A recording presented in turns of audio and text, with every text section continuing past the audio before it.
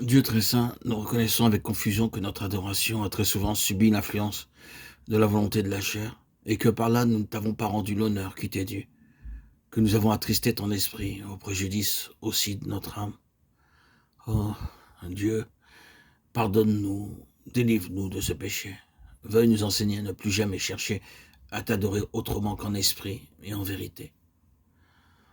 Notre Père, ton Saint-Esprit demeure en nous, daigne selon les richesses de ta gloire nous fortifier puissamment par sa présence, en sorte que notre homme intérieur devienne réellement un temps spirituel, où te soient offerts des sacrifices spirituels.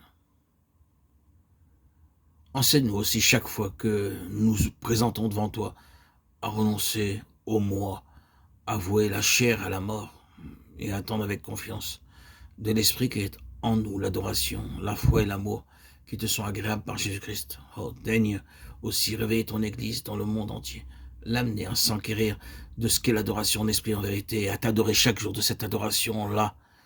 Nous te le demandons au nom précieux et puissant de Jésus. Amen. Dieu, tu es esprit. Mon Dieu, ceux qui t'adorent doivent t'adorer en esprit et en vérité. Gloire à ton très saint nom. Merci Seigneur de nous avoir envoyé ton propre Fils pour nous racheter et nous préparer à l'adoration en esprit. Tu as envoyé ton esprit pour demeurer en nous et nous faire adorer ainsi. Et maintenant nous avons accès auprès du Père par le Fils en esprit. C'est dans l'adoration que le Saint-Esprit atteint le but pour lequel il fut envoyé. C'est dans l'adoration qu'il manifeste plus complètement ce qu'il est.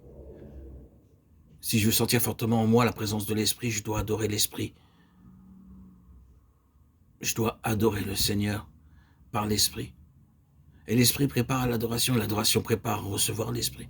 L'adoration ne consiste pas seulement en prière, elle nous fait sentir avec respect la sainte présence de Dieu. Et souvent, elle a lieu sans parole, se prosternant en terre, ils l'adorèrent.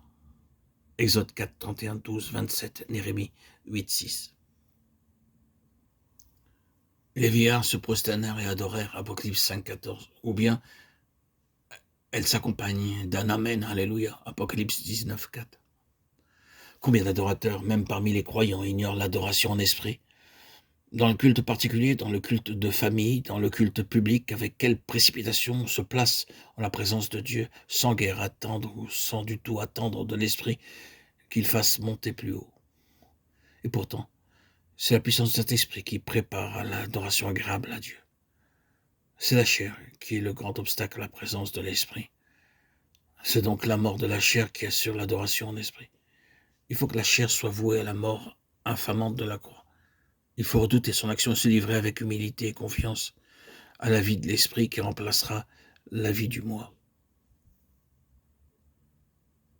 Notre adoration dépend de notre vie habituelle. Il faut que l'esprit guide et dirige notre vie de chaque jour. Si nous voulons qu'il inspire aussi notre culte, une vie d'obéissance à la volonté de Dieu prépare à l'adoration.